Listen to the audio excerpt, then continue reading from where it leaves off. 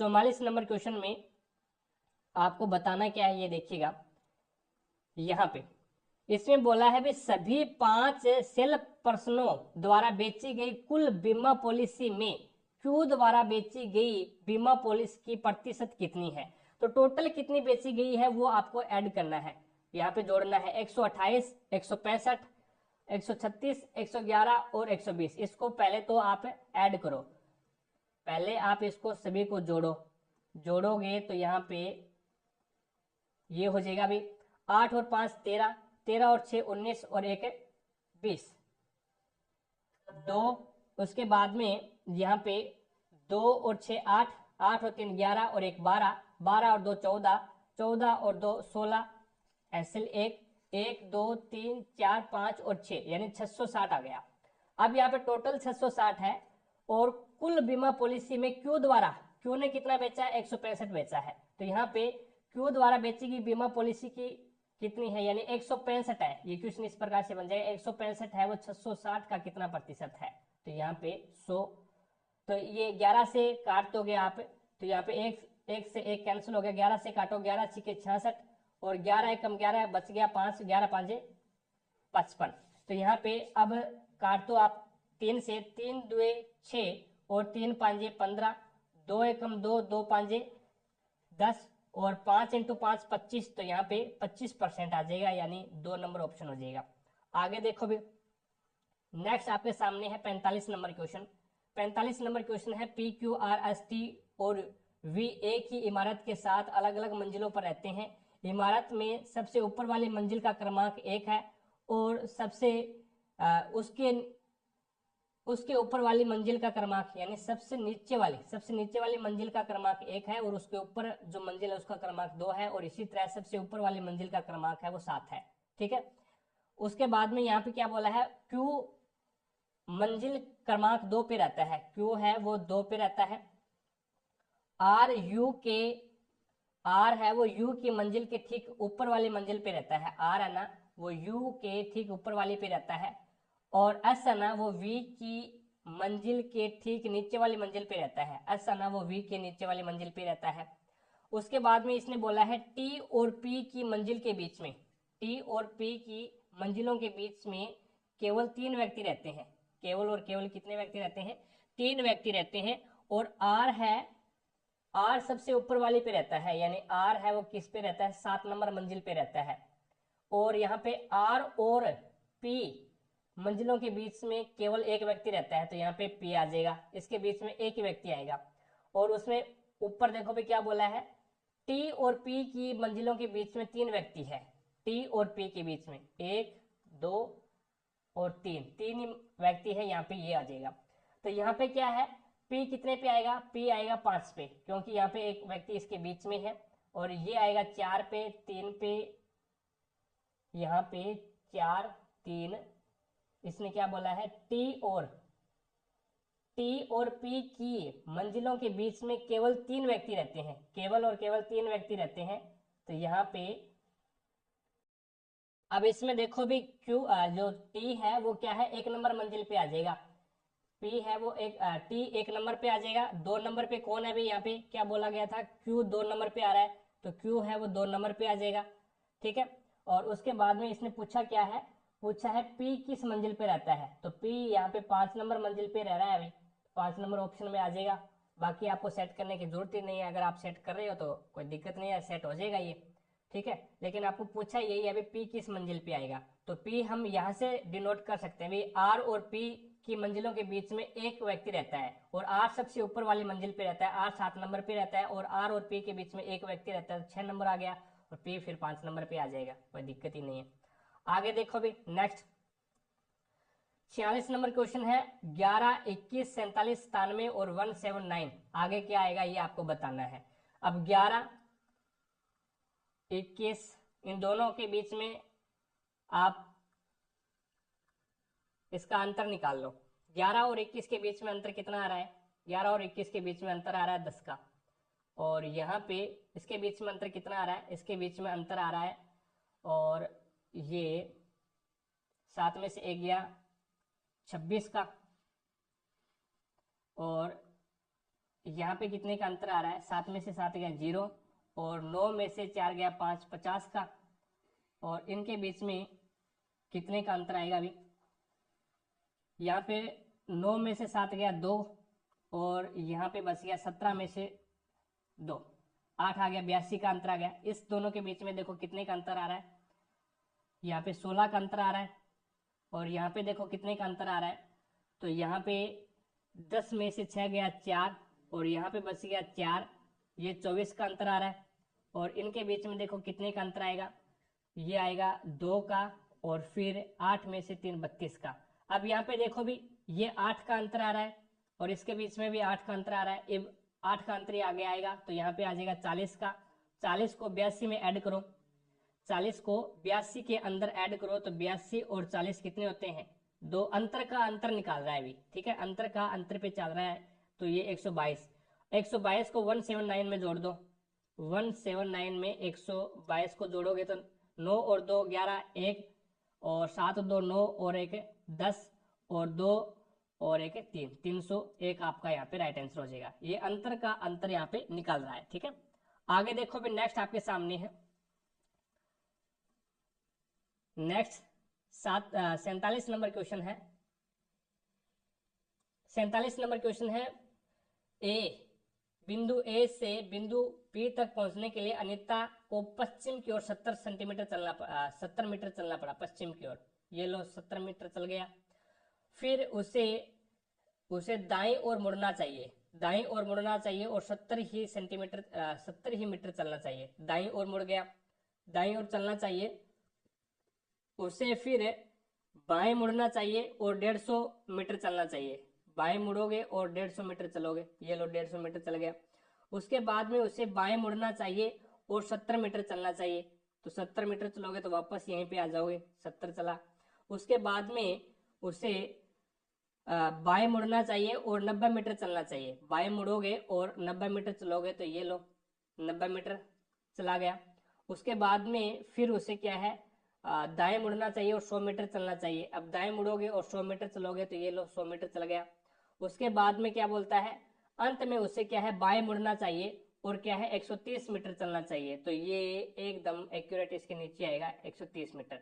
अब देखो ये 150 है और ये 70 है, 150 और 70 कितना हो गया अभी, ये लगभग 220 हो गया, ठीक है। तो अब ये ऐड कर लो कितना हो रहा है, 90 और 130 को ऐड करोगे तो ये भी कितना हो रहा है, 0 और 2 और 220 हो रहा है। तो यहाँ पे एकदम एक्यूरेट इसके नीचे आके रुकेगा ये। अब ये बोल क्या रहा है, तो बिंदु बी, बिंदु ए से, बिंदु बी है, ये बिंदु ए है और ये बिंदु बी है, वो ए से कितनी दूरी पर है, तो ये कितनी दूरी पर भी, ये 100 मीटर की दूरी पे है। यहाँ पे देखो 100 मीटर चला था ना ये, तो ये 100 मीटर की दूरी पे है। और किस दिशा में है, तो वो दक्षिण दिशा में है, तो यहाँ पे 100 मीटर और दक्षिण दिशा आपकी राइट आंसर हो जाएगी। आगे देखो भाई नेक्स्ट 48 नंबर क्वेश्चन है, इनमें से क्या अलैंगिक प्रजनन का उदाहरण नहीं है, वो आपको बताना है। तो ग्राफ्टिंग है वो अलैंगिक प्रजनन का उदाहरण नहीं है, बाकी विखंडन है, विखंडन है यानी बहुविखंडन होता है, वो प्लाज्मोडियम में होता है। प्लाज्मोडियम, प्लाज्मोडियम में बहुविखंडन होता है, ये एक अलैंगिक जनन है।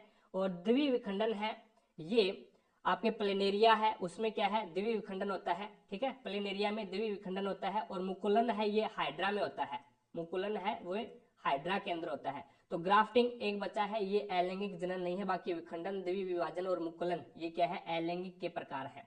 आगे चलते हुए नेक्स्ट देखिएगा 49 नंबर क्वेश्चन है, एक वस्तु को 1920 रुपए में बेचने पर जेम्स द्वारा अर्जित प्रतिशत लाभ उस वस्तु को 1500 रुपए में बेचने पर हुई हानि के बराबर है।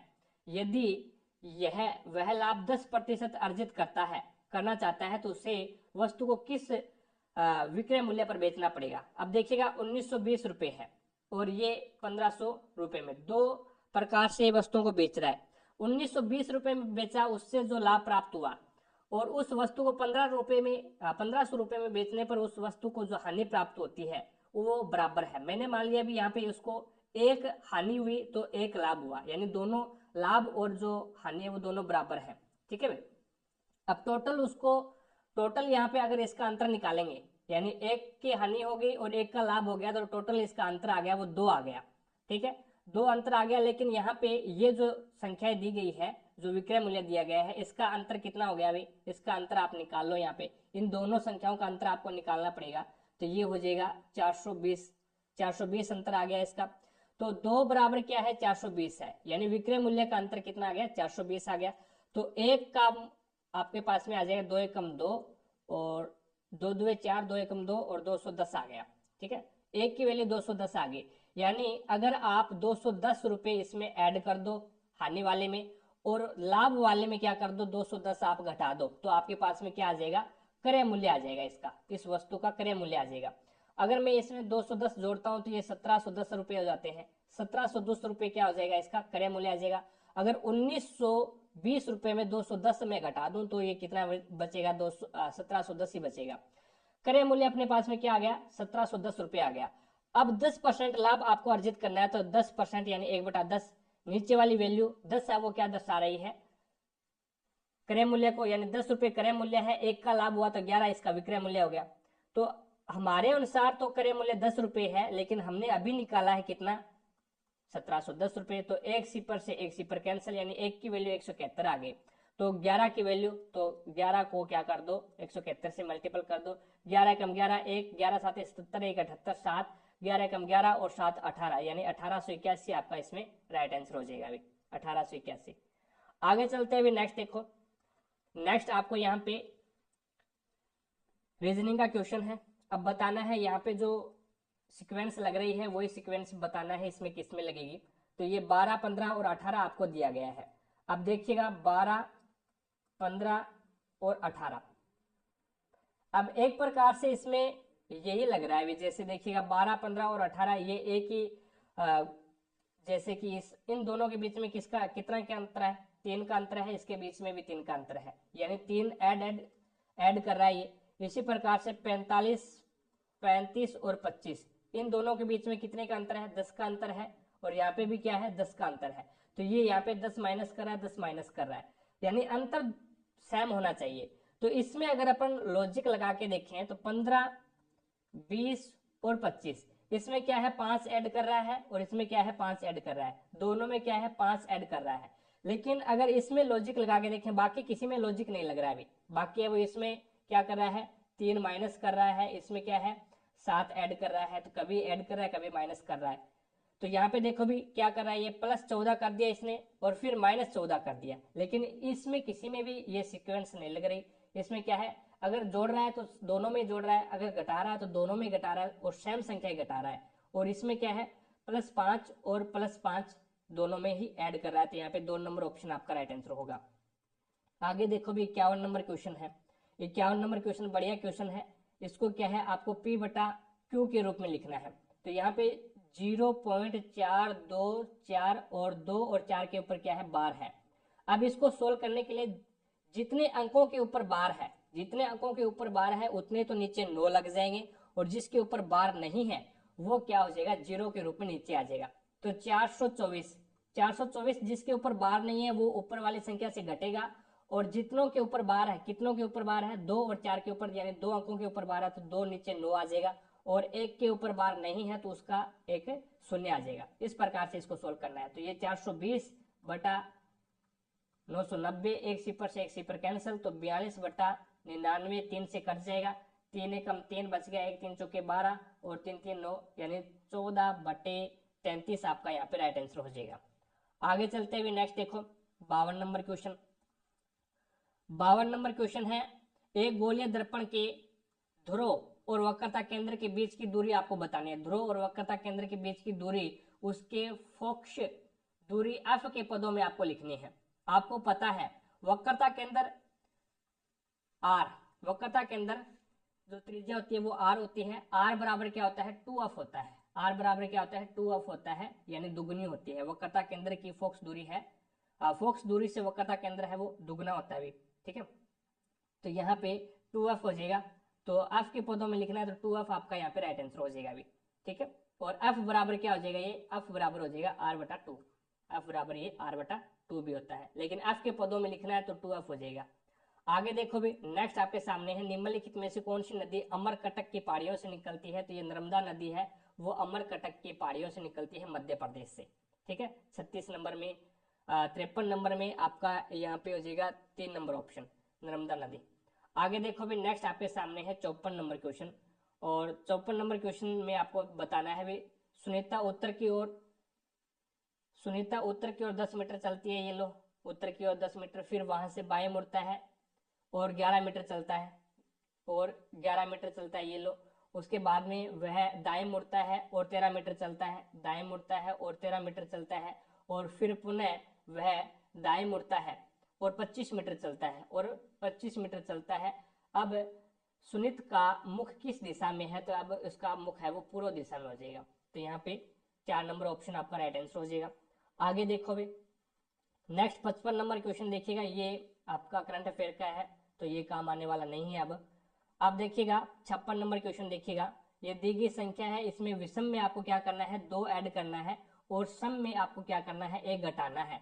तो यहाँ पे पहले तो ये सिक्वेशन लगाते हैं, विषम में 2 जोड़ना है, 3 और 2 5, 4 में से 1 घटाया 3, और 1 और 2 3, 3 और 2 5, 5 और 2 7, और 2 में से 1 घटाओगे तो 1 आ जाएगा, 7 में से 2 जोड़ोगे तो 9 आ जाएगा, और 8 में 1 घटाओगे तो 7 आ जाएगा। अब ये क्या बोलता है बाएं से तीसरा ये हो जाएगा, और दाएं से तीसरा ये हो जाएगा, और अंकों का योग क्या होगा, तो 3 और 1 क्या हो जाएगा 4, यहाँ पे राइट आंसर हो जाएगा।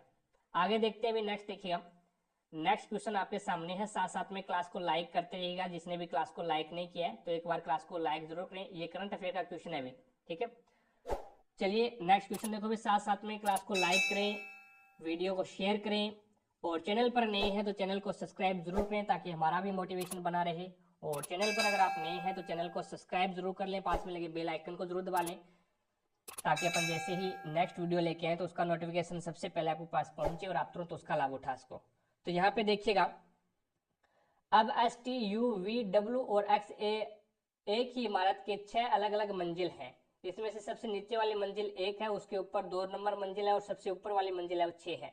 वी सबसे नीचे वाली मंजिल पर रहता है, यानी वी है वो 1 पे रहता है। उसके बाद में एक्स और यू में से प्रत्येक एक सम संख्या पे रहते हैं, इसको एक बार छोड़ दो। उसके बाद में टी है वो यू और डब्ल्यू, टी है ना वो यू और डब्ल्यू के बीच में रहता है, टी है वो यू और डब्ल्यू के बीच में रहता है, भी मध्य वाली मंजिल पे रहता है। डब्ल्यू किस पे रहता है 2 नंबर मंजिल पे रहता है, डब्ल्यू अब 2 नंबर मंजिल पे रहता है, तो टी किस पे रहेगा फिर 3 नंबर पे, और यू किस पे रहेगा यू रहेगा 4 नंबर पे, ठीक है। तो यहाँ पे मंजिल 5 पे कौन रहता है ये बताना है। तो यहाँ पे देखो भी ये इसने पहले बोला था एक्स और यू प्रत्येक एक सम संख्या पे रहते हैं, एक सम क्रमांक वाले मंजिल पे रहते हैं। तो 5 नंबर मंजिल पे तो कौन नहीं आ सकता, यू तो 4 नंबर पे आ गया, एक्स नहीं आ सकता। तो 6 नंबर मंजिल पे कौन आएगा एक्स आएगा। तो 5 नंबर पे एक ही बचा है, कौन सा बच गया, तो वो आपका यहाँ पे बच गया एस। कौन बच गया एस, तो 5 नंबर मंजिल पे आ गया एस, तो यहाँ पे 2 नंबर ऑप्शन आपका राइट आंसर हो जाएगा। आगे देखो अभी नेक्स्ट क्वेश्चन है, यदि 15 मार्च 2022 को मंगलवार है, 15 मार्च 2022 को मंगलवार है, और 15 मार्च 2020 को सप्ताह का कौन सा वार होगा, बैक चलना है। तो अगर मैं 15 मार्च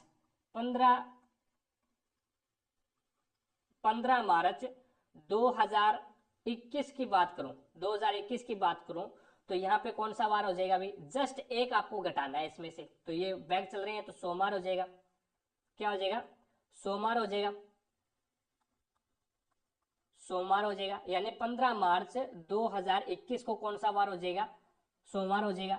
अब आपको जाना है 15 मार्च 2020 पे, 2020 पे, और 20 एक क्या लीप वर्ष है, लेकिन यहाँ पे फरवरी काउंट नहीं हो रही, ठीक है, फरवरी काउंट नहीं हो रही है, तो जस्ट एक इसका एक घटा देंगे, जस्ट एक घटा देंगे, तो यहाँ पे क्या आ जाएगा रविवार हो जाएगा। अगर फरवरी काउंट होती तो आपको 2 घटाना पड़ता, लेकिन यहाँ पे फरवरी काउंट नहीं हो रही है लीप वर्ष में, तो आपको एक ही घटाना पड़ेगा, तो रविवार आ जाएगा यहाँ पे, ठीक है। 2021 में आएंगे तो एक घटाएंगे, फिर 21 से 20 में आएंगे तो एक घटाए जाएंगे, और यहाँ पे बैक चल रहे हैं अभी, ठीक है, 22 से 20 पे आ रहे हैं। आगे देखो भी नेक्स्ट आपके सामने है, भारतीय संविधान के किस भाग में केवल एक अनुच्छेद 51A जो नागरिकों के लिए 11 मौलिक कर्तव्यों की संहिता से संबंधित है, तो ये कौन से भाग में है, तो ये 4A में है, भाग 4A में और अनुच्छेद आर्टिकल एक्ट की बात करें तो ये 51A में है। तो यहाँ पे भाग 4A में हो जाएगा। और कब जोड़ा गया था ये 42वां संविधान संशोधन 1976 में ये ऐड किया गया था। ठीक है, तो ये सोवियत संघ से लिए गए हैं। अभी आपसे पूछ ले भी मौलिक कर्तव्य है वो कहाँ से लिए गए हैं, तो ये सोवियत संघ यानी रूस से लिए गए हैं। आगे चलो भी नेक्स्ट 61 नंबर क्वेश्चन देखिएगा। 61 नंबर क्वेश्चन आपके सामने है। यहाँ पे आपको बताना है ऐसी कितनी संख्याएं हैं जिसके ठीक बाद एक प्रतीक है और ठीक पहले भी एक प्रतीक है, यानी प्रतीक आएगा, संख्या आएगी और प्रतीक आएगा, ये आपको बताना है। तो यहाँ पे पहले प्रतीक और फिर संख्या फिर प्रतीक। तो देखिएगा यहाँ पे पहले प्रतीक ये एक ये रहा, पहले प्रतीक फिर संख्या फिर प्रतीक, एक ये रहा, पहले प्रतीक फिर संख्या फिर प्रतीक, और उसके बाद में एक ये रहा। और है क्या? और नहीं है, तो यहाँ पे 3 आपका राइट आंसर हो जाएगा। अभी आगे चलते हैं। नेक्स्ट देखो अभी 62 नंबर क्वेश्चन, ये करंट अफेयर का है। 63 नंबर क्वेश्चन देखो अभी, नवरोज त्योहार किस धार्मिक समुदाय से संबंधित है, तो वो फारसी से हो जाएगा, यानी 2 नंबर ऑप्शन है वो आपका यहाँ पे राइट आंसर हो जाएगा, फारसी से हो जाएगा। आगे देखो अभी नेक्स्ट आपके सामने है 64 नंबर क्वेश्चन है। और 64 नंबर क्वेश्चन में आपको बताना है which factors led scientist towards the classification of element, यानी जो वैज्ञानिक है उन वैज्ञानिकों को जो तत्व है एलिमेंट है उसको क्लासिफिकेशन यानी वर्गीकरण करने की जरूरत क्यों पड़ी। तो यहाँ पे जब साइंटिस्ट वैज्ञानिकों ने देखा with different method of scientist of element, यानी जो एलिमेंट है उसको प्राप्त करने की अलग अलग विधियां हैं, जो एलिमेंट है उसको प्राप्त करने की अलग अलग विधियां थी, तो उसने सोचा भी उसको एक ही विधि से प्राप्त नहीं किया जा सकता, तो इसको क्या है अपन वर्गीकरण कर दें एकदम से, ये कोई दिक्कत नहीं है। डिफरेंट सोर्स ऑफ एलिमेंट, और जो एलिमेंट जो तत्व है उनके सोर्स भी क्या है अलग अलग है, उनके सोर्स भी क्या थे अलग अलग खनिज थे, अलग अलग इसके सोर्स थे, तो ये भी एकदम सही हो जाएगा। इस कारण से वैज्ञानिकों ने सोचा भी इसको क्या है वर्गीकरण किया जाए। और डिफरेंट प्रॉपर्टीज ऑफ एलिमेंट, और अलग अलग जो तत्व थे उसकी अलग अलग प्रॉपर्टीज थी, अलग अलग गुण थे, इस कारण क्या है जो वैज्ञानिक थे उन्होंने उनको क्या है तत्वों को वर्गीकरण करने की सोची। तो यहाँ पे तीनों ही सही हो जाएंगे, यानी उनके सोर्स भी अलग थे, उसकी प्रॉपर्टीज भी अलग थी, और उसको जो प्राप्त करने की विधियां हैं वो भी क्या है अलग अलग थी। तो यहाँ पे 3 नंबर ऑप्शन हो जाएगा। आगे देखो भी नेक्स्ट, ये भी करंट अफेयर का है। नेक्स्ट देखिएगा आगे 66 नंबर क्वेश्चन है। और 66 नंबर क्वेश्चन ये बोलता है विद्विज पलक रवनीत सेजल और तपन एक वर्ताकार मेज पे बैठे हैं। भी टोटल कैंडिडेट कितने हैं 1 2 3 4 और 5, तो ये लोग कुर्सियां बना लेते हैं इसकी 5। इसने क्या बोला है मेज के केंद्र की ओर मुंह करके बैठे हैं। रवनीत और तपन, रवनीत और तपन, तपन और रवनीत के बीच में पी पलक बैठी है।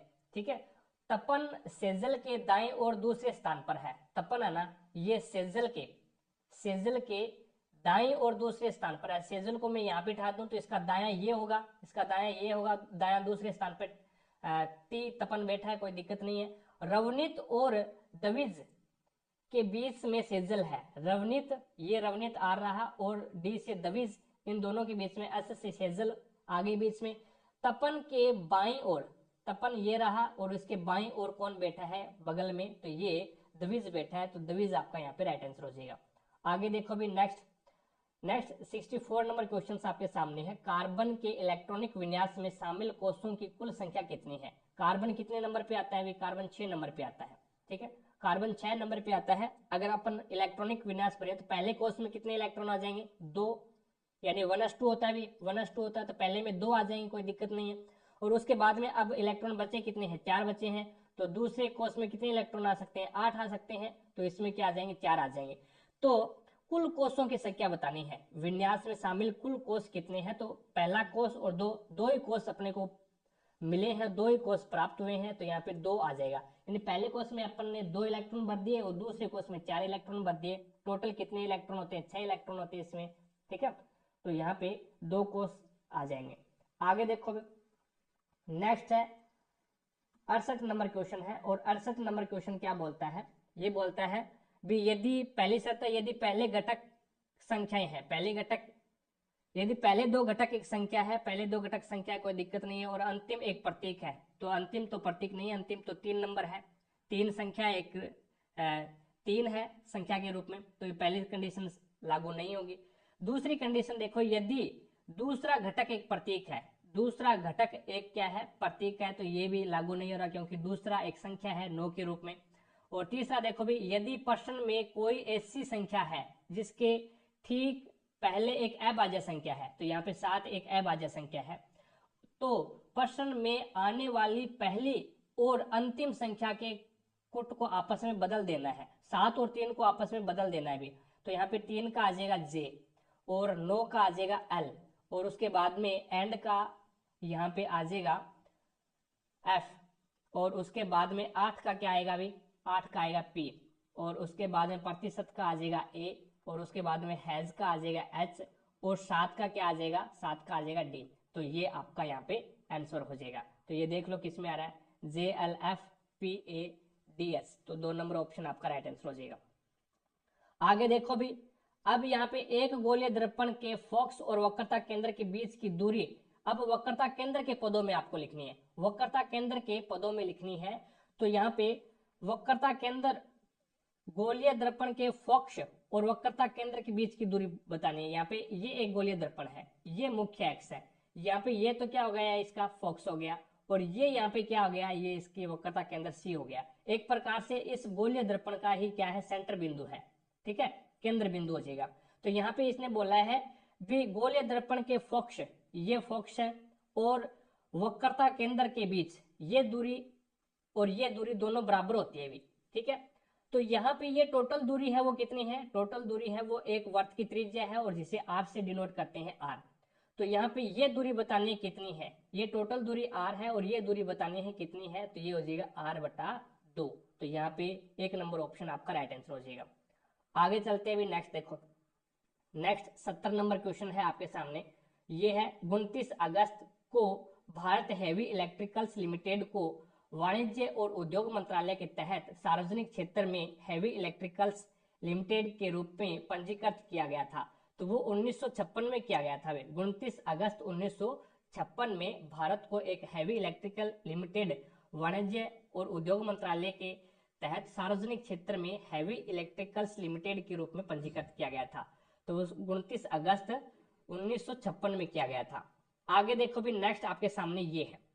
अब यहाँ पे ये क्या बोल रहा है, भी यहाँ पे ये बोल रहा है भी पोटैटो, यहाँ पे इसमें बोला गया है भी जो आप ब्लैक ब्लू ब्लैक यानी नीले काले रंग में परिवर्तित होता है, तो आलू का रस बताना है भी क्या है, यानी आलू में क्या है आप आयोडीन मिला रहे हैं, आलू में क्या है आप आयोडीन मिला रहे हैं, तो वो क्या है जो इसमें जो नीले और काले रंग में परिवर्तित हो जाता है उसका जो रस है, तो आलू में क्या होता है भी, तो आलू में आलू में स्टार्च होता है भी, आलू में क्या होता है, स्टार्च, आलू में स्टार्च होता है जो आयोडीन मिलाने पर क्या हो जाता है, नीले काले रंग में परिवर्तित हो जाता है, आलू के रस में स्टार्च होता है। तो यहाँ पे इसने बोला है भी आलू के रस में स्टार्च होता है जो आयोडीन मिलाने पर क्या हो जाता है, नीला काला हो जाता है। तो ये सही हो जाएगा, इसमें आलू के रस में स्टार्च होता है जो उसको आयोडीन मिलाएंगे तो वो क्या हो जाएगा, नीले काले रंग में चेंज हो जाएगा। आगे देखो भी 72 नंबर क्वेश्चन है, कोई भी अभिक्रिया जो अविलेय अवक्षेप उत्पन्न करती है तो उसे क्या कहा जाता है। तो कोई भी अभिक्रिया है जो अविलेय अवक्षेप उत्पन्न करती है तो उसे अपन क्या बोलेंगे, उसे अवक्षेपण अभिक्रिया बोलेंगे। क्या बोलेंगे, अवक्षेपण अभिक्रिया, यानी 1 नंबर ऑप्शन आपका राइट आंसर हो जाएगा। आगे देखो अभी नेक्स्ट है 73 नंबर क्वेश्चन है, इसमें बोला गया है अभी पिछले वर्ष रंजन की मासिक आय 34,500 था और इस वर्ष इसकी मासिक आय है वो 38,640 है। तो पिछले वर्ष के मासिक वेतन की तुलना में इस वर्ष रंजन के मासिक वेतन में कितने की वृद्धि हुई है। तो देख लो कितने की वृद्धि हुई है, यहाँ पे 34 और 38 यानी 4,000 की तो डायरेक्ट हो गई, और उसके बाद में 4,140 रुपए की वृद्धि हो गई है। कितने पे हुई है, तो ये 34,500 पे हुई है। 34,500 पे, तो इंटू लगा दो 100। तो यहाँ पे 2 से तो 2 कैंसिल कर देंगे। अब देखो 8 से अगर मैं मल्टीपल करूं, 8 से तो मल्टीपल नहीं हो रहा, तो यहाँ पे आप 4140 को क्या करोगे, 345 से भाग दे दो, तो 345 एकम 345, 14 में से 5 जाएगा तो बच गया 9। यहाँ पे इधर से ऐसे लिए 10, 10 में से 4 गया 6 और 9। अब देखो भी 345 को 2 से मल्टीपल करोगे तो ये कितना आ जाएगा, 5 2 10, 2 चौके 8 और 1 9, 2 3 6, 690 पूरा भाग गया। तो 12% की वृद्धि हो जाएगी भी, ठीक है, 12% की वृद्धि आपका राइट आंसर होगा। आगे देखो भी नेक्स्ट, ये बढ़िया क्वेश्चन है, 74 नंबर क्वेश्चन देखिएगा। 36 संख्याओं का माध्य 42 पाया गया। 36 संख्याएं हैं, उसका माध्य 42 पाया गया। बाद में यह पता चला कि एक संख्या 47 थी, उसको चूकवश 41 पढ़ा गया। तो दी गई संख्याओं का सही माध्य ज्ञात कीजिए। अब एक इसकी दो तरीके हैं। एक तो आप क्या करोगे, माध्य पाया गया, या फिर आप औसत भी बोल सकते हो इसका। तो 36 संख्याओं का औसत 42 है, या फिर 36 संख्याओं का माध्य 42 है, तो 36 इंटू 42 करोगे तो आपका क्या आ जाएगा, टोटल आ जाएगा। और उसमें क्या कर दोगे आप, यानी 47 पढ़ना था और 41 पढ़ा गया, कितना कम पढ़ा गया, 6 कम पढ़ा गया, तो वो 6 आप उसमें जोड़ दोगे और फिर 36 का भाग दे दोगे, तो आपका आंसर निकल के आ जाएगा। दूसरी कंडीशन इसकी ये होती है, अभी 47 है, 47 पढ़ना था, 41 पढ़ा गया, यानी कितना कम पढ़ा गया है, 6 कम पढ़ा गया है। अब ये 6 है ना, ये 6 टोटल संख्या कितनी है, 36 है, तो ये 6 पूरी संख्याओं में डिवाइड होगा, यानी इस 36 संख्याओं में डिवाइड होगा 6। तो ये 6 को मैं 36 में डिवाइड करूं तो 36 का भाग दे दूंगा, तो 1/6 आ जाएगा। अब ये 1/6 है, 1/6, 1 में 6 का भाग दे दो, 6 का भाग दोगे तो पॉइंट लग गया, पॉइंट लगने के बाद में शून्य आ गई, 6 एकम 6, कितना बच गया, 4 बच गया। अब यहाँ पे सॉरी सही है, 4 बच गया। अब यहाँ पे फिर शून्य लग गया, 6 6 के 36, तो यहाँ पे फिर कितना बचेगा, 4 बचेगा। तो इस प्रकार से ये चलता जाएगा। अब ये जो आया ना, ये मान 0.16 आया है, ये डायरेक्ट किसमें जोड़ दो, आप माध्य में जोड़ सकते हैं, तो ये 42.16 आ जाएगा। 42.16 के समथिंग लगभग यहाँ पे आ जाएगा, 42.17 या फिर 42.16। तो यहाँ पे एक नंबर ऑप्शन है वो आपका राइट आंसर होगा। एक कंडीशन ये, पहली कंडीशन ये थी भी 36 को 42 से गुणा करोगे तो यहाँ पे योग आ जाएगा, इसका टोटल योग आ जाएगा, उसमें क्या है आप 6 ऐड कर दोगे उस योग में, और फिर क्या है दोबारा से 36 का भाग दे दोगे तो 42.16 या 42.17 आ जाएगा, ठीक है। आगे देखो भी नेक्स्ट आपके सामने है 75 नंबर क्वेश्चन। 75 नंबर क्वेश्चन में आपको बताना है भी कौन सा युग्म सुमेलित नहीं है, राज्य प्रमुख भाषा है, तो मेघालय की भाषा खासी है, एकदम सही है। आंध्र प्रदेश की भाषा तेलुगु है, एकदम सही है। मणिपुर की भाषा मतई है, ये भी एकदम सही है। तो केरल की भाषा है वो कन्नड़ नहीं है, ये सही नहीं है भी, ठीक है, ये सही सुमेलित नहीं है, तो 3 नंबर ऑप्शन आपका राइट आंसर होगा। आगे चलते हैं, भी नेक्स्ट देखिएगा। नेक्स्ट है 76 नंबर क्वेश्चन। सभी पंचायत संस्थाओं में पदों का कितना भाग महिलाओं के लिए आरक्षित होता है, तो वो 1/3 होता है। जैसे टोटल पद है वो पंचायत के, ये मान लो भी आप 27 है, टोटल पद कितने हैं, 27 है। अगर आपसे पूछ ले भी 27 सभी पंचायत में, यानी पंचायत में टोटल पद 27 है, उसमें महिलाओं की संख्या कितनी होगी, तो महिलाओं का पद कितने होते हैं, 1/3 होते हैं, 3 एकम 3, 3 में 27, तो महिलाओं के पद कितने हो जाएंगे, 9 हो जाएंगे। तो कहने का मतलब है वो 1/3 होता है। सभी पंचायत संस्थाओं में पदों का कितना भाग महिलाओं के लिए आरक्षित होता है, तो वो 1/3 होता है। आगे चलते हैं, भी नेक्स्ट देखो। नेक्स्ट 77 नंबर क्वेश्चन है, ये आपका क्या है, करंट अफेयर का है, ये कोई काम आने वाला नहीं है। अब देखो भी आपको दिया गया है 7 मीटर त्रिज्या और 20 मीटर ऊंचाई वाली एक बेलनाकार टंकी में पानी भरे, पानी की मात्रा ज्ञात कीजिए, यह ज्ञात कीजिए कि टंकी पूर्ण भरी हुई है। अब आपको आयतन ज्ञात करना है, किसका, तो एक बेलन का आयतन होता है πr² होता है। तो 22/7 इंटू आर कितना है, 7 है, इंटू 7 है, इंटू ऊंचाई कितनी है, 20 मीटर है। तो यहाँ से 7 से 7 कैंसिल हो गया, और 22 7 154 होते हैं, और 20 से डिवाइड करोगे तो 0, 2 चौके 8, 2 5 10, 1 2 एकम 2 और 3, यानी 3080 मीटर क्यूब आ जाएगा। 3080 मीटर क्यूब आपका यहाँ पे राइट आंसर होगा। आगे देखो भी नेक्स्ट आपके सामने है 79 नंबर क्वेश्चन है। दिए किसी दिए गए प्रतिरोध R को, कोई प्रतिरोध R है, उसको दो बराबर भागों में बांटा जाता है या फिर दो बराबर भागों में काटा जाता है, तो प्रत्येक भाग का प्रतिरोध क्या हो जाएगा, R/2 हो जाएगा भाई। यानी प्रतिरोध R है, इस R को क्या कर दिया, दो बराबर भागों में हमने काट दिया, तो प्रत्येक का प्रतिरोध क्या हो जाएगा, R/2 हो जाएगा। आगे चलते हैं भाई, नेक्स्ट देखो ये नेक्स्ट 80 नंबर क्वेश्चन है आपके सामने, बढ़िया वाला क्वेश्चन है। और इस बढ़िया वाले क्वेश्चन में आपको यहाँ पे निशान भी लगाने हैं। पहले आयत है वो विद्यार्थियों को दर्शाता है, ये क्या है, आयत विद्यार्थियों को, ये किसको दर्शा रहा है, ये विद्यार्थियों को दर्शा रहा है, ठीक है। उसके बाद में वर्त है वो लड़कियों को दर्शा रहा है, ये जी यानी गर्ल्स। और उसके बाद में अंडाकार आकृति संकाय को दर्शा रहा है, ये संकाय, ये संकाय को दर्शा रहा है। और उसके बाद में त्रिभुजा, त्रिभुज है वो खेल को निरूपित कर रहा है, ये त्रिभुज है ना, ये खेल को निरूपित करता है। तो यहाँ पे आपको बताना है संबंधित व्यक्तियों की संख्या दर्शाती है, तो यहाँ पे ये बताना है। और वे कितनी लड़की विद्यार्थियों ने कला संकाय का चयन किया, कितनी लड़की विद्यार्थियों ने कला संकाय का चयन किया और वे खेल कूद में भाग नहीं लेती, वे खेल कूद में भाग नहीं लेना चाहिए, यानी त्रिभुज वाले में नहीं आना चाहिए।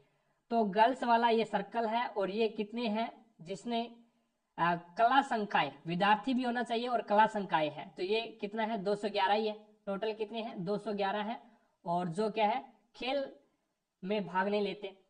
और ऐसे कितने विद्यार्थी हैं जो खेल कूद में भाग लेते हैं किंतु वे लड़कियां नहीं है, तो यानी अब की बार सर्कल में नहीं आना चाहिए, और उन्होंने कला संकाय का चयन किया है, सर्कल वाले में नहीं आना चाहिए, बाकी में कॉमन होना चाहिए। तो 178 बाकी में कॉमन है, तो 178 आ जाएगा। तो यहाँ पे क्या आ जाएगा, 211 और 178 आपका यहाँ पे राइट आंसर हो जाएगा। आगे देखो अभी नेक्स्ट आपका यहाँ पे क्वेश्चन है ये, इसमें बोला गया है अपार्टमेंट परिसरों ने सूखे कचरे और गीले कचरे को अलग न करने वाले निवासियों पर भारी जुर्माना लगाने का निर्णय लिया है। अपार्टमेंट परिसरों ने सूखे कचरे और गीले कचरे को अलग न करने वाले निवासियों को क्या है, भारी जुर्माना लगाने का यहाँ पे प्रयास किया गया है।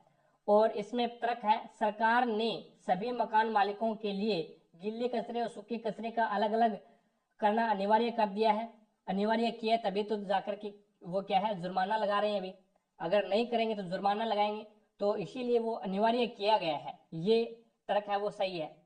अगला क्या है, कचरा पृथक्करण को सुगम बनाने के लिए सभी अपार्टमेंटों में सूखे कचरे और गीले कचरे के लिए अलग अलग कूड़ेदान उपलब्ध करवाए हैं, ये भी सही है, तभी तो वो क्या है, जुर्माना लगा रहे हैं, ठीक है। यानी अलग अलग करने का अनिवार्य कर दिया तो वो जुर्माना लगा रहे हैं, और अलग अलग कचरे के लिए अलग अलग यहाँ पे कूड़ेदान दिए हैं, तभी वो जुर्माना लगा रहे हैं। तो दोनों क्या है, सही हो जाएंगे, दोनों तर्क फर्स्ट और सेकंड दोनों समर्थन करते हैं। आगे देखो भी नेक्स्ट आपके सामने है, नेक्स्ट है सरल करना है, इसको सरल करना है। तो यहाँ पे क्या है, 3 के स्क्वायर में 6 लिख सकता हूँ, कोई दिक्कत नहीं है, प्लस 2 के स्क्वायर में क्या लिख सकता हूँ, 6 लिख सकता हूँ, 2 के स्क्वायर में 6 लिख सकता हूँ। तो यहाँ पे देखिएगा 3 के स्क्वायर 6 कितने होते हैं, 3 के square 3 into 3 into 3 into 3 into 3 into 3, और यहाँ पे 3 3 9, 9 3 27, 27 3 81, और 81 3 243, और 243 3 कितने होते हैं, 3 3 9, 3 चौके 12, 3 दूनी 6 और 7 यानी 729। अब 2 की पावर 6 करेंगे तो 2 2 4, 4 2 8, 8 2 16, 16 2 32, 32 2 64। तो यहाँ पे 729 में 64 ऐड कर दो, 7 9 और 4 कितने होते हैं, 13, 1 और 6 और 2 8 और 1 9 और 1 7, 793 आ जाएगा इसका, 793 आपका राइट आंसर होगा। आगे देखो भी नेक्स्ट आपके सामने है ये, इसमें बताना है P है वो S से बड़ा है क्या, P है वो S से बड़ा है क्या। तो यहाँ पे देखो भाई P बराबर है Q के, P और Q बराबर है, और Q से बड़ा है N और N से बड़ा है S। तो कहने का मतलब है भी S बड़ा है P से, S बड़ा है P से, तो पहला कथन गलत हो जाएगा। अब दूसरा देखो भी Q बड़ा है क्या Z से, Q है वो Z से बड़ा है क्या।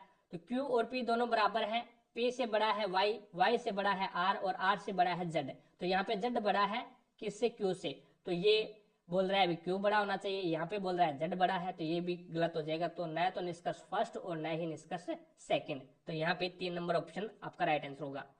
आगे देखो भी, नेक्स्ट क्वेश्चन आपके सामने है, 84 नंबर क्वेश्चन है। अब यहाँ पे आपको बताना है, देखो सभी फोन, सारे के सारे एफ फोन हो गया, सारे के सारे फोन है वो क्या है, टेबलेट है। सभी फोन है वो क्या है, टेबलेट है। तो ये लो, एफ से फोन, टी से टेबलेट, एफ से फोन, टी से टेबलेट। कोई भी टेबलेट कैलकुलेटर नहीं है, कोई भी टेबलेट है वो कैलकुलेटर नहीं है, तो कैलकुलेटर वाला अलग ही बनेगा भाई। ये लो, कैलकुलेटर वाला है वो टेबलेट में नहीं जा सकता। सभी ड्राइव है वो कैलकुलेटर है, सारे के सारे ड्राइव, सारे के सारे ड्राइव है वो किस में आ जाएंगे, कैलकुलेटर वाले में आ जाएंगे। अब यहाँ पे देखो भी, कुछ पेन, निष्कर्ष क्या है, कुछ ड्राइव फोन है, कुछ ड्राइव फोन है क्या, यानी कैलकुलेटर वाला है वो टैबलेट में नहीं जा सकता, तो ड्राइव वाला है वो किस में नहीं जा सकता, फोन में नहीं जा सकता। तो पहला कथन गलत हो गया, कुछ ड्राइव फोन है तो नहीं हो सकते। कुछ कैलकुलेटर फोन है क्या, कुछ कैलकुलेटर है वो फोन है क्या, नहीं हो सकते, क्योंकि कैलकुलेटर वाला है वो टेबलेट वाले को काट नहीं सकता, तो यहाँ पे ये भी गलत हो गया। कोई टेबलेट ड्राइव नहीं है, कोई भी टेबलेट है वो ड्राइव नहीं है, ये एकदम बिल्कुल सही है। तो 3 नंबर है वो आपका यहाँ पे सही हो जाएगा, 3 नंबर है वो आपका यहाँ पे राइट आंसर हो जाएगा। ठीक है, आगे देखो भी, गणितीय संक्रियाएं लगानी है इसमें आपको। ठीक है, तो इसमें बताना है भी कौन सी संक्रियाएं सही है। तो ये अपन ये वाला पोर्शन ही उठा के देख लेते हैं। पहले भाग का निशान है, तो भाग 4 से भाग किया तो 4 5 20 5 आ गया। उसके बाद में आपको गुणा का निशान है, तो 5 और 6 30, तो यहाँ पे 30 आ गया, 5 6 के 30 हो गया। उसके बाद में देखो भी प्लस का निशान है, 30 और 2 कितने हो गए, 32 हो गए, तो ये यहाँ पे 32 आ गया अपने पास में। अब आगे क्या है, बराबर का निशान है, तो यहाँ पे बराबर हो गया, और 14 और 18 कितने होते हैं, 32 होते हैं, तो 32 बराबर 32 हो गए, तो ये आपका 3 नंबर ऑप्शन राइट हो जाएगा। आगे देखो भी, 86 नंबर क्वेश्चन पे चलते हैं। 86 नंबर क्वेश्चन है, इसमें 7 मित्र हैं और वो वर्ताकार मेज पर केंद्र की ओर मुंह करके बैठे हैं। तो ये लोग 7 मित्र अपने बना दिए, ये 7 मित्र हैं, 4 5 6 और ये 7। ठीक है, अब यहाँ पे देखो कि ये क्या बोल रहा है, Q और S के बीच में केवल R बैठा है, Q और S के बीच में केवल और केवल R बैठा है। उसके बाद में P और V के बीच में केवल T बैठा है। एक बार इसको छोड़ दो, V और Q के बीच में, V है ना वो Q के दाईं और तीसरे स्थान पर है, Q का दाया तीसरा स्थान, तो Q का दाया तो ये वाला स्थान हो जाएगा, पहला दूसरा और तीसरा, यहाँ पे क्या आ जाएगा आपका V आ जाएगा। फिर Q के दाईं और तीसरे स्थान पर कौन बैठा है, V बैठा है। अब वापस पहले वाले पे आ जाओ, P और V के बीच में केवल एक व्यक्ति बैठा है, P और V के बीच में केवल T बैठा है, तो यहाँ पे P और V के बीच में एक बैठा है, तो ये T बैठा दिया। अब ये क्या बोल रहा है, P और U, V है ना, V वो U के बाएं और तीसरे स्थान पर है, U के बाएं और तीसरे स्थान पर है V, तो U यहाँ पे बिठाऊंगा तो U का बायां ये हो जाएगा, पहला दूसरा और तीसरे स्थान पे V बैठा है, कोई दिक्कत ही नहीं है। R के दाएं और ठीक बगल में कौन बैठा है, तो R ये है, और R का दायां ये हो जाएगा, ये वाला, तो S बैठा है, तो यहाँ पे 2 नंबर ऑप्शन आपका राइट आंसर हो जाएगा। आगे देखो अभी 87 नंबर क्वेश्चन देखिएगा। रीना अपने घर से निकलकर 3 किलोमीटर पर घंटे की चाल से चलती है और वह एक जन्मदिन पार्टी में 20 मिनट देरी पर पहुंचती है। यदि वह अपनी चाल को बढ़ाकर के 4 किलोमीटर पर घंटे करे तो वह 30 मिनट पहले पहुंच जाती है। तो उसका घर से जन्मदिन पार्टी वाले स्थान के बीच की दूरी ज्ञात करनी है। तो इसके लिए होता है, दूरी का फॉर्मूला होता है, दूरी बराबर क्या होता है, पहले चाल फर्स्ट चाल इंटू क्या हो जाएगा, सेकेंड चाल। ठीक है, और अपॉन में क्या आ जाएगा, चाल का अंतर, दोनों चालों का अंतर, इंटू क्या आ जाएगा, समय का अंतर, इंटू समय का अंतर, और उसको घंटे में बनाने के लिए क्या करेंगे, 60 से डिवाइड करेंगे। तो यहाँ पे पहले चाल आ जाएगी 3 इंटू दूसरी चाल आ जाएगी 4, और दोनों चालों का अंतर आपके पास में आ जाएगा 1, और यहाँ पे ये क्या बोल रहा है, ये 30 मिनट पहले पहुंचता है और ये 30 मिनट बाद में पहुंचता है, तो दोनों का अंतर क्या हो जाएगा, 30 और 20, ये 30 मिनट पहले पहुंचता है और वो 20 मिनट देरी से पहुंचता है, तो दोनों का अंतर कितना आ गया, 50, और इसको घंटे में बनाएंगे तो 60 आ जाएगा। तो यहाँ से 0 से 0 कैंसिल, 3 एकम 3 और 3 2 6 और 2 एकम 2, 2 2 4 और 5 2 10, तो यहाँ पे 10 किलोमीटर आ जाएगी आपके आंसर, 10 किलोमीटर आपका आंसर आ जाएगा। दोबारा से सुनिएगा, दोबारा यहाँ पे पहले पहली वाली चाल इंटू दूसरी वाली चाल, यानी पहली चाल और दूसरी चाल का गुणनफल अपॉन में दोनों चालों का अंतर, और इंटू करना है समय का जो अंतर है उससे, और समय के अंतर को डिवाइड करना है 60 से, क्योंकि उसको घंटे में बनाना है। मिनट में दिया गया है तो यहाँ पे घंटे में बनाना पड़ेगा। आगे चलते हुए नेक्स्ट देखो। नेक्स्ट 88 नंबर क्वेश्चन आपके सामने है। क्वेश्चन है किशोरावस्था के दौरान मानव शरीर में अनेक परिवर्तन होते हैं, निम्नलिखित में से कौन सा परिवर्तन केवल लड़कियों में लैंगिक परिपक्वता से संबंधित है? तो मुहान से युक्त तेलीय त्वचा होना, ये दोनों में ही होता है, भी लड़के और लड़कियों दोनों में ही मुहान से युक्त तेलीय त्वचा हो जाती है। शरीर के विभिन्न हिस्सों पर बालों का बनना, ये भी दोनों में ही होता है। शरीर के विभिन्न हिस्सों पर बालों का बढ़ना, ये भी दोनों में ही होता है, लड़कियों लड़कियों दोनों में। और उनकी दिखावट के प्रति सचेतता होना, दिखावट के प्रति सचेतता, ये भी लड़के में भी होती है और लड़की में भी होती है, यानी दोनों है वो 2-2 3-3 घंटे तक क्या है शीशे के सामने, दर्पण के सामने खड़े रहते हैं, तो ये भी क्या है दोनों में ही होता है। अब उसके बाद में अगला क्या है, स्तन ग्रंथियों की वृद्धि। स्तन ग्रंथियों की वृद्धि है वो लड़कों में नहीं होती है, ये लड़कियों में होती है, ओनली फॉर लड़कियों में ही होती है स्तन ग्रंथियों में वृद्धि। तो यहाँ पे 4 नंबर ऑप्शन है वो आपका राइट आंसर हो जाएगा। आगे देखो, 89 नंबर क्वेश्चन है आपके सामने। ये बोल रहा है यदि एक गोले का आयतन क्या है 36 पाई सेंटीमीटर क्यूब है, तो गोले का व्यास आपको बताना है क्या होगा। तो गोले का आयतन क्या होता है भाई, गोले का आयतन होता है 4/3 पाई आर की क्यूब होता है, पाई आर की क्यूब होता है। तो यहाँ पे इसका मान आपको क्या दिया गया है, 36 पाई दिया गया है, तो पाई से तो पाई कैंसिल कर दो आप, तो आर की क्यूब बराबर क्या हो जाएगा, आर की क्यूब बराबर हो जाएगा 4 इंटू क्या हो जाएगा 3, यानी ये हो जाएगा आर की क्यूब बराबर हो जाएगा 36/4 इंटू आ जाएगा 3, तो 4 से काटोगे 4 एकम 4, 4 में 36, तो ये हो जाएगा आर की क्यूब बराबर आ जाएगा 27। तो आर बराबर क्या क्या आ जाएगा, तो 3 आ जाएगा। आर की क्यूब बराबर 27 है तो आर बराबर 3 आ जाएगा। अब गोले का व्यास बताना है, त्रिज्या 6 है तो गोले का व्यास कितना हो जाएगा, त्रिज्या 3 है तो गोले का व्यास कितना आ जाएगा 6 हो जाएगा। तो 2 नंबर ऑप्शन आपका राइट आंसर हो जाएगा अभी। आगे यहाँ पे देखो अभी 3x² माइनस 13x प्लस 6 है, तो मूलों का गुणनफल आपको बताना है। तो यहाँ पे मूलों का गुणनफल बताना है, तो ये हो जाएगा यहाँ पे alpha dot beta, alpha dot beta बराबर क्या होता है c/a होता है। और अगर आपसे योग पूछ ले तो योग होता है अल्फा प्लस बीटा बराबर क्या होता है -b/a होता है, -b/a होता है, ये फॉर्मूला होता है अभी। तो गुणनफल पूछा है तो अल्फा डॉट बीटा, ये दोनों गुणनफल, ये इसके मूल है, अल्फा और बीटा दो मूल है, इन दोनों के बीच में गुणनफल है। तो c का मान यहाँ पे क्या है 6 है और a का मान यहाँ पे क्या है 3 है, तो ये कितना आ जाएगा आपका गुणनफल 2 आ जाएगा। तो यहाँ पे 2 नंबर ऑप्शन है वो आपका राइट आंसर होगा।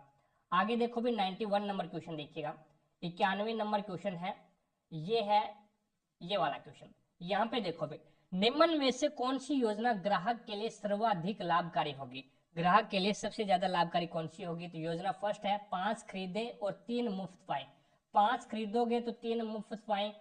और यहाँ पे योजना 2 बोल रहा है अभी 5 खरीदे 6 पाए, तो कहने का मतलब है 5 खरीदोगे तो 1 मुफ्त पाएंगे। और तीसरी योजना ये बोल रहा है 10% और 5% की 2 क्रमिक छूट दी जाती है, तो ये भी आपको इसमें बताना है। अब इसमें देखिएगा यहाँ पे 5 वस्तुएं खरीदता है, अगर मैं मान लूँ भी इस ये 50 रुपये और ये 30 रुपये, ये 50 रुपये और ये 10 रुपये, यानी 50 रुपये में खरीदा और 30 का उसको बोनस मिल गया, तो उसके पैसे कितने लगे हुए 20 रुपये लगे। यहाँ पे 50 रुपये में कोई वस्तु खरीदी और 10 रुपये उसको बोनस मिला, तो पैसे कितने लग गए यहाँ पे 40 रुपये लग गए उसके। अब क्रमिक 10% की छूट है तो 1/10 लिखूंगा, 5% की छूट है तो इसको क्या लिखूंगा 5 और 2×5 = 100, तो यहाँ पे 1/20 लिखूंगा, यानी 10% की छूट देता है। 10%, 10 में खरीदा और 1 की छूट दी तो 9 में, और 20 में खरीदा और 1 की छूट दे दी, तो यहाँ पे ये कितने का आ गया, तो ये आ गया 19 में। तो अब यहाँ पे देख लो भी ये 200 रुपये है और ये और 9 निम 81, 8 और 9 एकम 9 और 8 होते हैं 17, यानी 200 रुपये में खरीदा और 200 रुपये में खरीदने के बाद में 171 रुपये, यहाँ पे इसके बीच में इसका अंतर देख लो भाई कितने का यहाँ पे छूट देता है वो। तो एक 200 में से 171 निकालोगे बाहर, तो 10 में से 1 गया 9, यहाँ पे बच गया 9 2, यानी उसने क्या है 29 रुपए की छूट दे दी, उसने क्या है 29 रुपए की छूट दे दी। तो यहाँ पे उसको छूट कितने की मिली, 50, यहाँ पे 30 की छूट मिली, यहाँ पे छूट मिली 10 की, और यहाँ पे 29 रुपए की छूट मिली। तो सबसे ज्यादा बेहतरीन जो है वो ग्राहक के लिए ये वाला फॉर्मूला रहेगा। यानी यहाँ पे 30 रुपए की छूट मिल रही है, यहाँ पे कितने की मिल रही है, 10 की मिल रही है, और यहाँ पे 29 रुपए की छूट मिल रही है। तो इसका मतलब है वो यहाँ पे योजना फर्स्ट है वो ग्राहक के लिए एकदम बेस्ट है। ठीक है, आगे चलते हैं भी 92 नंबर क्वेश्चन पे। 92 नंबर क्वेश्चन है वो ये है, ये बोला है भी निम्न में से किस तत्वों के आणविक रूप से परमाणुओं की संख्या अधिकतम होगी, परमाणुओं की संख्या अधिकतम होगी, यानी बाहरी जो कक्षक है उसमें इलेक्ट्रॉनों की संख्या पूछी है, बाहरी कक्षक में इलेक्ट्रॉनों की संख्या कितनी है, तो ये यहाँ पे इसमें पूछा गया है। तो यहाँ पे जो नियोन है वो कितने पे आता है, 10 पे आता है, आर्गन है वो कितने पे आता है, 18 पे आता है, और ये जो सल्फर है और sodium, magnesium, aluminium, phosphorus, phosphorus और सल्फर, फास्फोरस आ जाएगा यहाँ पे 11, 12, 13 और 14 पे, और ये आ जाएगा 15 पे। ठीक है भाई, यानी यहाँ पे फास्फोरस आएगा 15 पे। ठीक है, फास्फोरस है वो 15 पे आ जाएगा, और ये सल्फर है वो 16 पे आ जाएगा। अब देखो, अब यहाँ पे इसका दोनों का, इसमें तो कोई इलेक्ट्रॉन बार होंगे ही नहीं, क्योंकि ये एक्रिय गैस से होती है, और एक्रिय गैस से है वो उनका अष्टक पूरा होता है भी, यानी इसमें पहले कक्षक में 2 इलेक्ट्रॉन आ जाएंगे, दूसरे कक्षक में 8 आ जाएंगे, तो ये तो पूरा ही है, कोई सिंगल इलेक्ट्रॉन बचे ही नहीं। अब इसमें देखो भी, इसमें होता है 1s2, 2s2, यानी और 2p6, 2p6 कितने आ गए, 10 आ गए, और बच गया कितना, बच गया यहाँ पे 5 इलेक्ट्रॉन बच गया, लास्ट में 5 इलेक्ट्रॉन सिंगल के रूप में बचे हैं। और ये जो सल्फर है इसमें क्या बच गया, 1s2, यानी पहले कक्षक में 2 आएंगे, दूसरे कक्षक में कितने आएंगे, 8 आएंगे, इस प्रकार से समझो। टोटल कितने हो गए, 10 हो गए, लास्ट वाले में सिंगल कितना बच गया, 8। ये अष्टक पूर्ण नहीं हुआ, यानी ये सिंगल, इसमें 6 इलेक्ट्रॉन बचे हैं, अगर इसके पास 2 और होते तो ये इसका जो ये कक्षक है वो कंप्लीट हो जाता। ठीक है, तो यहाँ पे इसमें क्या है, फास्फोरस वाले में पहले में 2 आएंगे, दूसरे में कितने आएंगे, दूसरे में 8 आएंगे, कितने हो गए, 10 हो गए, और तीसरे में कितने आएंगे, 5 आएंगे, तो इसका भी अष्टक पूर्ण नहीं है। तो इसमें क्या पूछा है, आणविक रूप से परमाणुओं की संख्या, जो एकल इलेक्ट्रॉनों की संख्या है वो अधिकतम किसमें है, तो अधिकतम तो इसमें है, इसमें अधिकतम इलेक्ट्रॉन है। आर्गन है वो 18 पे आता है, ये देख लो, आर्गन में पहले में 2 आ गया, दूसरे में कितने आएंगे, 8 आएंगे, और तीसरे में फिर कितने आ जाएंगे, 8 आएंगे, तो इसका अष्टक पूरा है, इसमें कोई भी मुक्त इलेक्ट्रॉन नहीं है। ठीक है, सिंगल इलेक्ट्रॉन नहीं है आर्गन में, तो यहाँ पे सल्फर इसमें राइट आंसर हो जाएगा। 93 नंबर क्वेश्चन देखो भी, 93 नंबर क्वेश्चन है, मर्दा अपरदन, मर्दा अपरदन पर्यावरण के मुख्य खतरों में से एक है, निम्न में से कौन सा मर्दा अपरदन को रोकने में सहायक करता है, तो यहाँ पे अत्यधिक खेती करने से मर्दा का अपरदन होता है, सिंचाई के घटिया तरीके अपनाने से भी मर्दा का अपरदन होगा, मवेशी चारण करने से भी मर्दा का अपरदन होगा, तो समोच्च रेखीय जुताई करेंगे तभी जाकर के मर्दा का अपरदन रुक सकता है। आगे देखो भी 94 नंबर क्वेश्चन है। अब इसमें 94 नंबर क्वेश्चन में ये है भी, formations of urine in the kidneys involve the give 3 process in which of the flowing sequence. अब आपको सीक्वेंस में बताना है, अभी किडनी के अंदर जो यूरिन होता है, मूत्र होता है, उसको जो प्रोसेस होती है बनाने की, वो 3 प्रोसेस के अंदर कंप्लीट होती है। पहली होती है फिल्ट्रेशन, पहला फिल्ट्रेशन का मतलब होता है उसको छानेगा, पहले किडनी है वो मूत्र को छानेगी, छानने के बाद में जो सिलेक्टिव, जो रीऑब्जर्वेशन, जो छानने के बाद में जो बचा है उसको फिर से दोबारा से क्या करेगा, उसको रीऑब्जर्वेशन करेगा, यानी दोबारा से उसको क्या करेगा, दोबारा से उसके अंदर जो भी सिलेक्टिव मटेरियल बच गया उसको दोबारा से चुनेगा, उसको दोबारा से बाहर निकालेगा, रीऑब्जर्वेशन करेगा उसका, और फिर क्या कर देगा, फिर एलिमिनेशन कर देगा, उसको क्या कर देगा, बाहर निकाल देगा। फिर एलिमिनेशन, पहले फिल्ट्रेशन, फिर सिलेक्टिव ऑर्गन्स, सिलेक्टिव रीऑब्जर्वेशन करेगा, और फिर क्या करेगा, एलिमिनेशन करेगा, उसको बाहर निकाल देगा। तो पहले छानने की विधि होगी, उसके बाद में दोबारा से उसको क्या करेगा, दोबारा से उसमें चुनेगा, और फिर उसमें क्या करेगा, एलिमिनेशन, यानी उसको बाहर निकाल देगा। आगे देखो भाई 95 नंबर क्वेश्चन है और बढ़िया क्वेश्चन है। 95 नंबर क्वेश्चन है 48 72 एक संख्या है और एक अन्य संख्या है x। लघुत्तम समावर्ती इनका दिया गया है 576 दिया गया है, तो इसमें x वो संख्या बतानी है क्या होगा। तो पहले तो 48 के आप अभाज्य गुणनखंड करो। 48 में 2 24 2 12 2 6 2 3 3 1, ठीक है, ये इसके अभाज्य गुणनखंड हो गए। अब 72 के अभाज्य गुणनखंड करोगे आप तो ये हो जाएगा 2 2 के बाद में 36 2 72 2 18 2 72 2 और 9 2 72 9 2 18, फिर 3 से 3 3 9 3 और 1। अब 576 के आप क्या करो अभाज्य गुणनखंड कर दो। 576 के अभाज्य गुणनखंड करोगे तो 2 2 2 4 1 2 8 16 और 2 8 16, 2 से फिर जाएगा 14 और 4, फिर 2 से जाएगा 7 और 2, फिर 2 से जाएगा 36 2 72, फिर 2 से जाएगा और 18 2 36, फिर 2 से जाएगा 9 2 18, फिर 3 से जाएगा और 3 3 और फिर 3 से जाएगा, फिर आएगा 1। अब यहाँ पे आपको ये बताना है भी जो आपको एलसीएम दिया गया है 576, दो संख्याएं आपको दी गई है 48 और 72 है। एक संख्या ऐसी है जो x के रूप में है और वो बतानी है कौन सी है। अब देखिएगा इसमें 2 कितनी बार आया है, 1 2 3 4, 4 बार आया है और इसमें 3 बार आया है। लेकिन इसमें देखिएगा 1 2 3 4 5 और 6, यानी 6 बार 2 आया है। कहने का मतलब क्या है, जो x संख्या है ना उसके टुकड़ों में 6 बार तो 2 आएगा, 6 बार तो क्या आएगा 2 आएगा, 6 बार 2 आ जाएगा।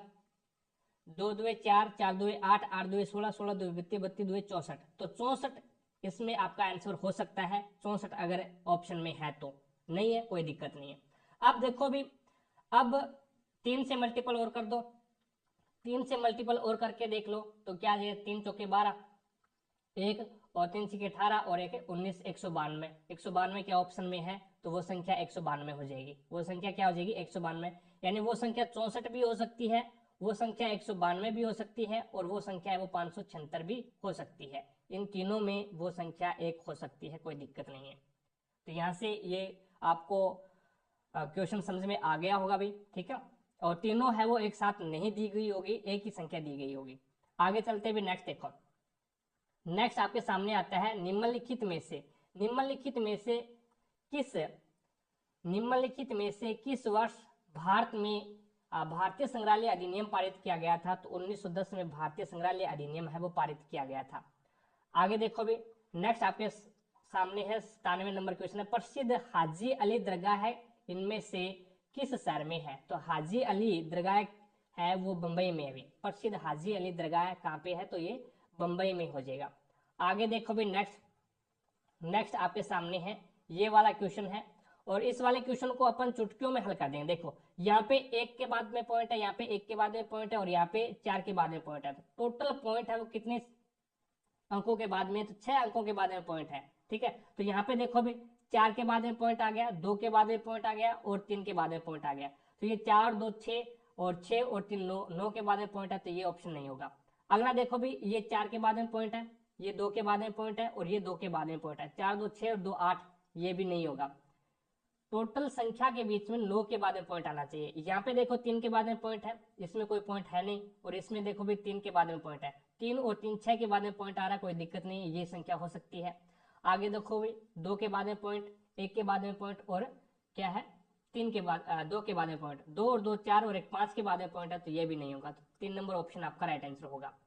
आगे देखो, आगे क्या बोल रहे हैं, किस जीवाणु की उपस्थिति जल प्रदूषक का एक सूचक है। जल प्रदूषक का एक सूचक है, अगर जल के अंदर ई कोलाई कोलीफॉर्म जीवाणु है, ई कोलाई कोलीफॉर्म अगर जल के अंदर जीवाणु है तो वो जल है वो प्रदूषण की सूचक में आ जाएगा। यानी कोई भी जल है उस जल के अंदर ई कोलाई कोलीफॉर्म जीवाणु है तो वो जल है वो प्रदूषण माना जाएगा। आगे देखो भी, नेक्स्ट आपके सामने है ये वाला पोर्शन और इस पोर्शन में आपको बताना है 3a minus 4b minus 2ca square. यहाँ पे ये फॉर्मूला होता है इसका, यानी ये होता है a प्लस बी प्लस सी। इसकी अगर मैं स्क्वायर कर दूं तो ये फॉर्मूला हो जाएगा a की स्क्वायर प्लस बी की स्क्वायर प्लस सी की square plus 2ab 2ab plus 2bc और प्लस 2ac, ये फॉर्मूला आता है इसका। तो इसके रूप में बनाएंगे तो ये हो जाएगा 9a की स्क्वायर प्लस में 4 चौके 16b की स्क्वायर और प्लस में 2 2 4c की स्क्वायर। अब प्लस आएगा या फिर माइनस आएगा, तो यहाँ पे देखिएगा b क्या है, माइनस में है, तो माइनस आएगा। 3 चौके 12 और 12 2 24, 24 ए बी आ जाएगा। और अब भी क्या आएगा, माइनस प्लस, माइनस और माइनस प्लस हो जाएगा, अब प्लस आ जाएगा। प्लस 4 2 8 और 8 2 16, 16 BC आ जाएगा।